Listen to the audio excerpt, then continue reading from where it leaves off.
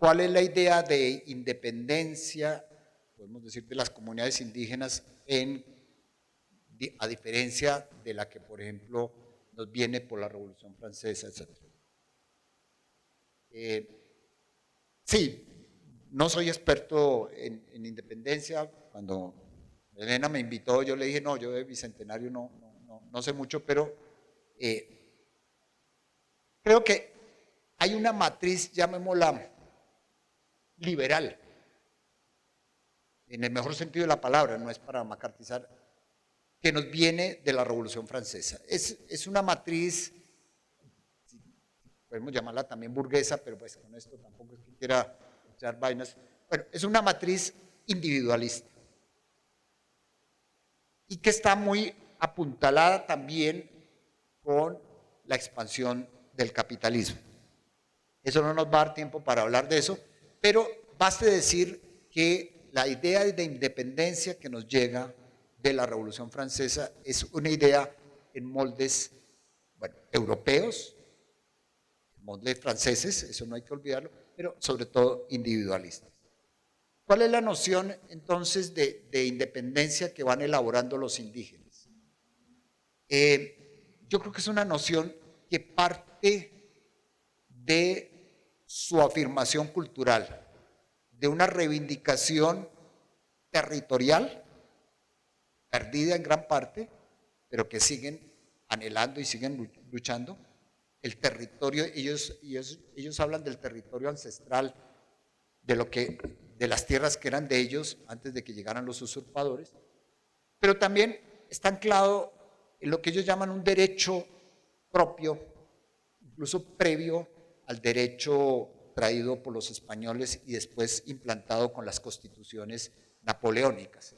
Ellos lo llaman el derecho mayor o el derecho ancestral. Entonces, es una noción de independencia que no es la independencia liberal individualista francesa, sino es una independencia comunitaria, territorial, ¿sí?, que apela a la autonomía.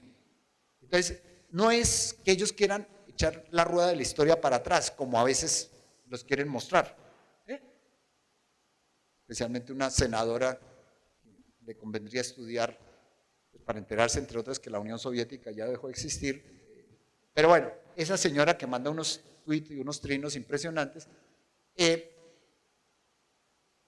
no es que los indígenas están queriendo echar la rueda de la historia o volverse al pasado. Ellos son conscientes de que el pasado, de alguna manera ya, pero no se resignan a perder sus territorios, perder su cultura, sus tradiciones y hacer valer su derecho propio. Entonces, es una noción que todavía hoy en día produce pugnas entre una lógica liberal. Por ejemplo, nosotros, los blancos intelectuales, apelamos mucho a esta independencia, libertad subjetiva, que tiene su validez. Para ellos es la comunidad.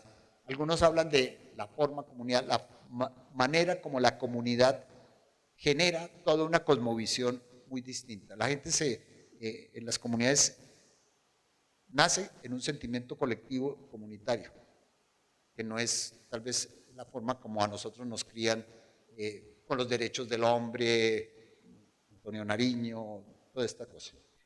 Bueno, creo que pues por ahí va un poco, pero ese es un tema interesante de reflexionar, cuál es la noción de independencia que ellos pueden tener. Muy ligado está la pregunta que me hicieron sobre las estrategias llamémoslo de resistencia. Digo yo que algo los he trabajado. Bueno, realmente muchas de las preguntas que ustedes me están formulando, la mejor respuesta la podrían dar las mismas comunidades, pues, que son las que saben qué están haciendo. Pero bueno, digamos, los intelectuales o los analistas, pues de alguna manera tratamos de hacer unos diálogos interculturales y de traducir de alguna forma lo que ellos producen en nuestros conocimientos. Bueno, yo no podría decir que soy un experto en las estrategias de resistencia, etcétera. Yo creo que podría decir 3 o 4 cosas. Por un lado, hay una cohesión comunitaria muy fuerte. Y eso viene de su tradición, pero es reforzado, llamémoslo, educativa y políticamente. Si no hubiera todo este trabajo de educación bilingüe y de educación nuevamente en todas sus tradiciones, difícilmente, por ejemplo, las comunidades podrían tener la cohesión que tienen. ¿Sí? O sea, hay un factor cultural muy fuerte. Yo en alguna ocasión no he estado muchos tiempos, pero estuve en tierra adentro en algún momento cuando estaban comenzando a organizar una minga, creo que era de 2013 o algo así, con el paro agrario. Y me acuerdo que había un dirigente del CRIC que iba de casa en casa, pues, anunciándoles, compañeros, hay que prepararse. En un tiempo vamos a hacer una reunión en la María y de pronto pues derive en alguna minga, alguna cosa. Eso que ocurre en otros grupos sociales, en el movimiento estudiantil y todo, encuentra un eco muy fuerte en las comunidades indígenas.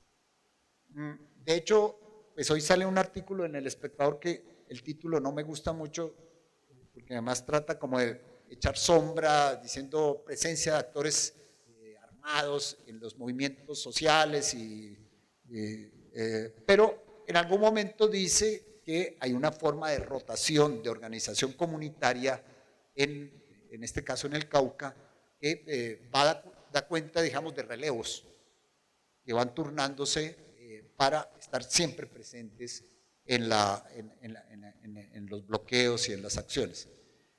Y otra cosa es el tiempo. Ellos piensan en una larga duración. Hoy, con algunas personas que estábamos departiendo antes de esta conferencia, alguien mencionaba eso, que en algún momento en un pasado, en el paro campesino también, del 2013, los campesinos como a los 3, 4 días estaban como cansados diciendo, oiga, esto va a estar muy duro, regresémonos. Y que los MISAC le habían dicho, ustedes se van a regresar ya, 2, 3 días, una semanita, no van a resistir. No, nosotros, ahí sí como dice la declaración aquí, resistiremos mientras el sol siga calentando. O sea, hay una noción de tiempo muy distinta, que no es la noción incluso nuestra occidental. Ellos esperan hasta que Duque vaya, creo, si no les echan el desmadre y no hay una provocación y una cosa violenta, tienen capacidad de resistir, cosa que, digamos, de pronto nuestros otros movimientos sociales no tienen.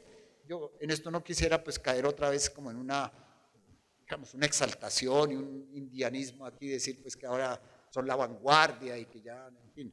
Pero pues hay una serie de elecciones que de pronto son difíciles de mantener. Bueno, muchos de ustedes estuvieron en las movilizaciones que tuvimos y algunos acamparon y toda esa cosa, pero pues eso, por ejemplo, era, yo me quitaba el sombrero ante los muchachos que estaban acampando, pues porque, bueno, aquí en Pasto es más o menos lo mismo, el frío, la lluvia, el riesgo de que el ESMAD entre a la universidad y los desaloje, todo eso. Eso son cosas, no es que a los indígenas les salga eso natural, pero hay toda una forma educativa, cultural y organizativa. Yo creo que la organización en eso es fundamental. La forma como se han estructurado en cabildos, asociaciones de cabildos y el CRIC. El CRIC ha ido evolucionando de ser una organización pues, similar a los sindicatos, conjunta directiva, presidentes, a ser realmente un consejo de autoridades. Entonces hay una noción también distinta de autoridad, pues ustedes han oído esa historia que viene desde los zapatistas, de mandar obedeciendo, de un respeto, digamos, por las decisiones de las comunidades, cosas que hasta ahora estamos descubriendo en el mundo moderno, con los indignados y todo eso. La forma asamblea de las comunidades indígenas la tienen desde hace bastante. Es decir, habría muchas cosas allí como de aprender en términos de esas, entre comillas, estrategias de resistencia. Tiene una claridad absoluta en lo que buscan, y es que eso se ancla en luchas del pasado, incumplimientos del presente, etc.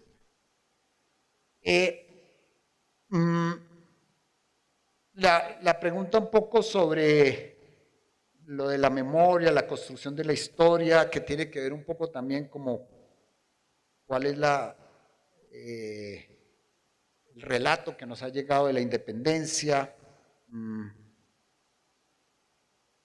también pues, creo que no habría tiempo como para responderla. Digamos que en Colombia obviamente ha habido intentos de una historia oficial. Pues no a la manera de los regímenes fascistas o del estalinismo, pues aquí por fortuna no hemos tenido por ahora ese tipo de barbaridades, de que haya un texto uniforme de historia, o en el caso de la Unión Soviética, que borraron toda la presencia de Trotsky, pues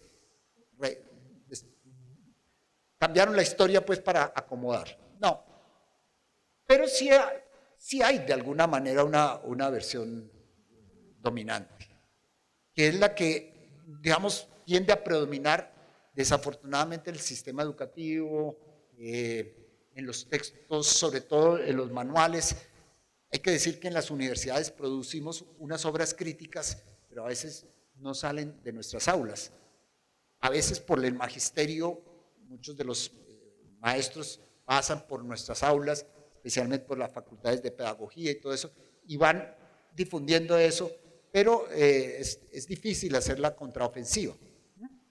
Y bueno, de todas maneras los aparatos del Estado están pues para rendirle culto a Bolívar, a Santander, toda esta idea, los próceres, minorías blancas, masculinas, ricas, que son las que son nuestros héroes que representan supuestamente a la nación y toda esta cosa. Eso, digamos, ha ido pluralizándose. Yo creo que la Constitución del 91, pues, con muchos bemoles y problemas, fue un paso importante en la pluralización de la memoria nacional y todo. En este momento me preocupa, y creo que a ustedes les preocupa también, el giro que puede estar dando el actual gobierno en términos de la construcción de esa memoria, la preservación de la memoria. Con el nombramiento de un personaje que fue pues colega nuestro, in illo tempore, bueno, no tan lejano, pero en el siglo pasado, y pues dio un giro político, pues todo el mundo tiene derecho a hacerlo, pero lo nombran al frente del Centro Nacional de Memoria Histórica. Él dice que su función va a ser de funcionario, que va a respetar los archivos y toda esa cosa, pero la verdad es que las organizaciones de víctimas, comenzando por la Unión Patriótica, están muy preocupados. ¿Qué puede pasar con esos archivos? ¿Qué puede estar tergiversándose? Porque alguien que no cree que haya conflicto armado y lo ponen al frente de una institución que trata de velar por la memoria de las víctimas del conflicto armado, pues es un sinsentido. Preocupa también el nombramiento del director del Archivo General de la Nación, un personaje como que viene del mundo literario, que llega a decir que no hubo tal barbarie en la conquista, que eso son cuentos inventados, que no hubo genocidio y todas estas cosas. Pues, estamos ante unas tesis negacionistas impresionantes. Entonces, claro, estos personajes se escudan en que no puede haber una versión oficial de la historia, que esto es disputada, en eso estamos de acuerdo. Pero quienes están al frente de los aparatos del Estado en la preservación de la memoria, pues tienen que ser de alguna manera por lo menos respetuosos pues, con las víctimas y con unos relatos. Si es que a mí no me cabe en la mente que uno pueda negar que hubo un conflicto interno armado. Entonces, creo que el problema se pone hoy en día pues con mucha preocupación, y yo pues no vengo a hacer aquí política ni a pedirles que contra o a favor de no sé qué, pero sí me parece que como ciudadanos, como académicos, debemos estar muy pendientes de lo que pase con estas instituciones que son tan claves para la preservación de la memoria histórica y de los archivos. Porque es que, por ejemplo, en el Archivo General de la Nación hay todo un problema con los archivos del DAS. Eso no se están pudiendo consultar, no se sabe dónde están, pero incluso hay rumores, pero esos son rumores, que se ha destruido mucho, especialmente de los últimos gobiernos. digamos, la materia tal vez más interesante del DAS, aunque no sobraría mirar qué fue lo que pasó en otras épocas. Entonces, estamos en un momento muy álgido de disputa por el sentido del pasado, y hoy las disputas no son solamente académicas, pues no es que yo hable de la violencia con estas características y según Alan Turing o no sé qué, no, estamos hablando de una cosa nada banal, y creo que no es solo nominalismo, es decir, no es solamente decir, bueno, podemos hablar de algo así como conflicto armado, no, es que si no hay una concepción de que hubo conflicto armado, no hay víctimas, no hay víctimas, por ejemplo, del Estado. Desaparecen las víctimas del Estado y de los paramilitares, solo quedan las víctimas de las FARC. Y bueno, incluso para los mismos militares se les complica la cosa, porque si no hubo conflicto armado, ¿cómo ellos hicieron acciones de guerra? ¿Con qué? Sí, para perseguir una minoría terrorista seguramente, pero en fin, eso es un asunto que no es palabra menor. Pero bueno, creo que es para mostrar cómo las disputas por la memoria siguen teniendo, y hoy, desafortunadamente, van a tener mucha importancia, y insisto, como ciudadanos y como académicos debemos estar pendientes de la preservación de los archivos, del respeto a las víctimas.